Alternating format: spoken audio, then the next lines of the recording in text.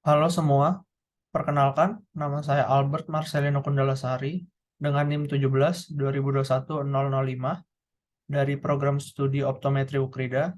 Saya akan mempresentasikan tentang katarak. Apa itu katarak? Katarak adalah proses degeneratif berupa kekeruhan di lensa bola mata sehingga menyebabkan menurunnya kemampuan penglihatan sampai kebutaan. Kekeruhan ini disebabkan oleh terjadinya reaksi biokimia yang menyebabkan koagulasi protein lensa. Klasifikasi penyebab katarak. Yang pertama, katarak senilis. Jenis katarak ini tidak dapat dihindari dan muncul karena proses penuaan. Saat usia seseorang semakin bertambah, katarak jenis ini dapat terjadi pada semua orang tanpa terkecuali. Yang kedua, katarak sekunder. Jenis katarak ini dapat terjadi karena komplikasi dari kondisi sistemik. Contohnya penyakit metabolik seperti diabetes mellitus, glaukoma, dan penyakit lain di mata seperti uveitis. Yang ketiga, katarak kongenital.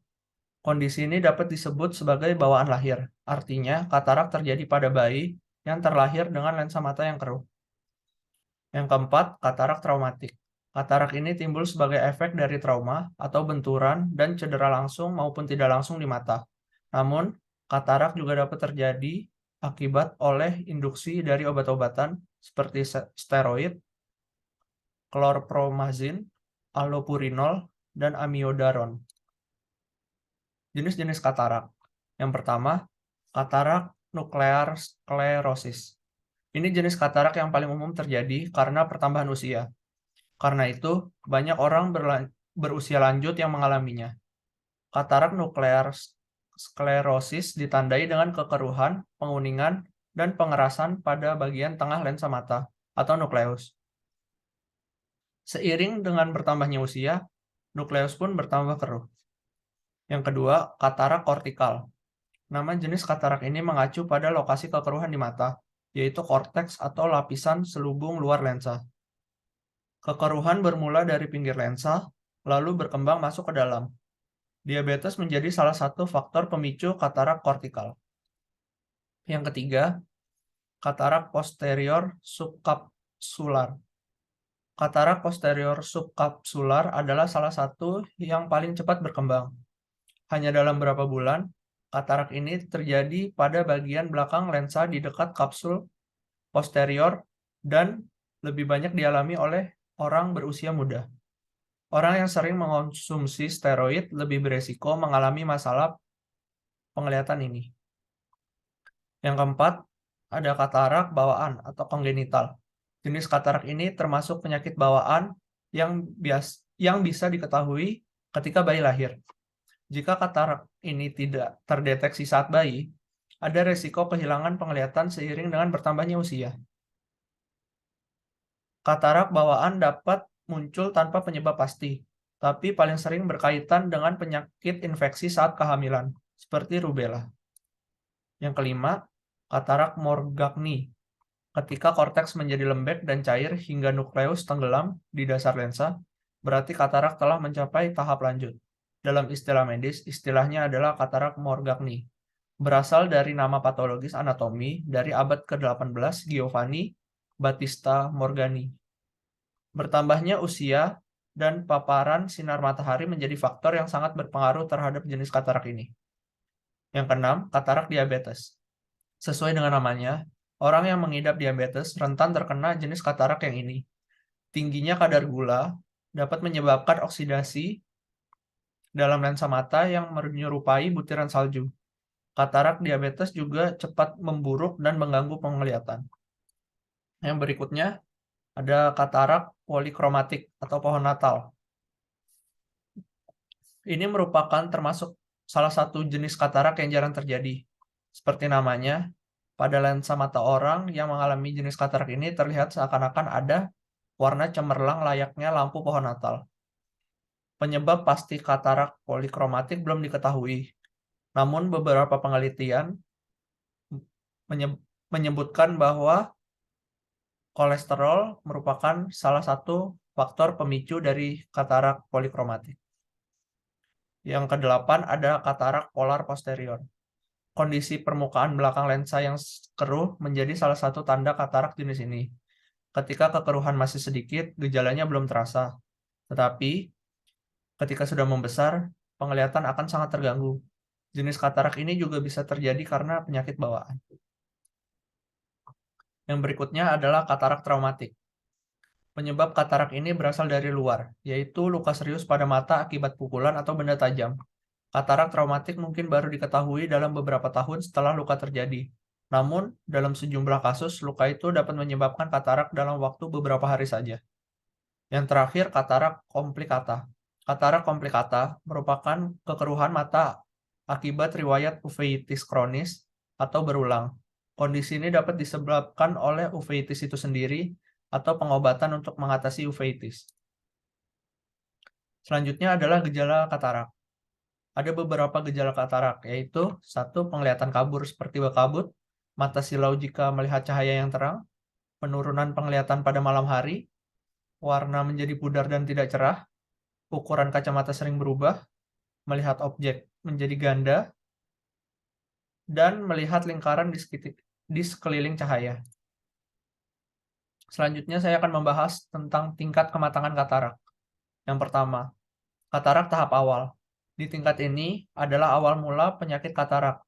Kondisi ini terjadi ketika mata lensa masih jernih atau transparan, tapi kemampuan untuk mengubah fokus antara penglihatan dekat dan jauh sudah mulai berkurang. Pada kondisi ini, penglihatan mungkin menjadi buram atau keruh, silau dari cahaya, dan mungkin merasakan ketegangan mata meningkat. Yang berikutnya adalah katarak imatur. Katarak imatur atau disebut juga sebagai katarak insipient, ditandai dengan protein yang mulai mengaburkan lensa dan membuat penglihatan menjadi agak buram, terutama di bagian tengah. Pada titik ini, dokter mungkin akan merekomendasikan penggunaan kacamata baru atau lensa anti silau. Perkembangan katarak imatur bisa memakan waktu hingga beberapa tahun. Selanjutnya adalah katarak dewasa. Katarak dewasa berarti tingkat kekeruhan telah meningkat cukup signifikan, sehingga tampak berwarna putih atau kuning. Keadaan ini telah menyebar ke tepi lensa dan memiliki efek yang cukup besar pada penglihatan. Jika katarak sudah mengganggu aktivitas sehari-hari, dokter mungkin menyarankan operasi pengangkatan katarak. Berikutnya adalah katarak hipermatur. Katarak hipermatur berarti katarak telah menjadi sangat padat, merusak penglihatan secara signifikan, dan telah mengeras. Pada titik ini, katarak akan mengganggu penglihatan ke tahap lanjut. Kondisi ini bisa lebih sulit untuk dihilangkan dan jika tidak diobati, katarak hipermatur dapat menyebabkan peradangan pada mata atau peningkatan tekanan di dalam mata yang dapat menyebabkan glaukoma hingga mencapai kebutaan. Yang berikutnya ada katarak Morganian. Katarak Morganian adalah salah satu bentuk katarak hipermatur ketika lensa bagian inti atau tengah sudah rusak, tenggelam, dan mencair. Pada tahap ini, operasi katarak mungkin dilakukan segera setelah penglihatan lumpuh. Selanjutnya, pemeriksaan fisik untuk katarak.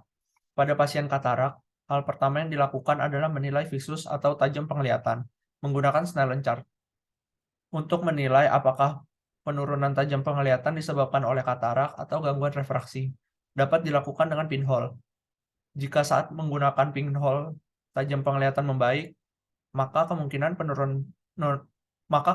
penurunan visus disebabkan oleh gangguan refraksi. Pada katarak yang cukup tebal, akan didapatkan shadow test positif. Tekanan bola mata juga harus diukur dengan tonometri, karena pada lensa katarak, bagian anter-posterior lensa lebih memanjang, sehingga penekanan ke arah anterior sering terjadi. Hal ini dapat meningkatkan tekanan bola mata. Selain itu, lakukan pemeriksaan menggunakan slit lamp untuk melihat struktur, ketebalan, dan lokasi kekeruhan pada lensa, serta menyingkirkan adanya diagnosis lain dengan mengeliminasi penyebab buram oleh kornea, iris, atau bilik anterior. Pada anak dan orang dewasa yang tidak kooperatif dengan pemeriksaan slit lamp, observasi, dan perbandingan refleks merah, menggunakan optalmoskop direct dapat membantu menilai derajat keparahan katarak. Selain itu, pemeriksaan oftalmoskop direct maupun indirect dapat membantu mengevaluasi integritas dari polus posterior. Kelainan pada nervus opticus dan retina dapat mempengaruhi prognosis pasien setelah ekstraksi lensa. Selanjutnya ada jenis-jenis operasi katarak. Yang pertama ada vakomulsifikasi. Pada teknik ini, dokter akan menghancurkan lensa mata pasien menggunakan gelombang suara berfrekuensi tinggi. Dokter akan membuat sayatan kecil pada bola mata, lalu memasukkan alat yang mampu mengeluarkan gelombang suara ultra ke dalam lensa. Dari situlah lensa akan menghancur dengan sendirinya, sehingga dokter bisa mengangkat dan menggantinya dengan IOL atau intraocular lens. Teknik ini merupakan metode yang lebih aman dibandingkan dengan operasi katarak ECCE atau ekstrakapsular. Metode ini dianggap sebagai standar modern prosedur bedah katarak. Yang kedua ada intrakapsular. Teknik ini mempunyai tingkat keberhasilan yang besar. Dalam teknik intrakapsular, dokter akan membuat sayatan besar untuk mengangkat seluruh lensa bersama kapsulnya dari mata. Kemudian dokter akan memasangkan IOL persis di area lensa sebelumnya. Berikutnya ada ekstrakapsular. Kebalikan dari operasi intrakapsular, dalam teknik operasi ekstrakapsular, dokter akan menghancurkan lensa mata dan mengangkat seluruhnya. Namun kapsul di belakang lensa dibiarkan untuk menempatkan lensa yang baru. Biasanya dokter mengaplikasikan teknik ini pada pasien dengan katarak yang lumayan padat, sehingga proses penghancurannya lebih sulit.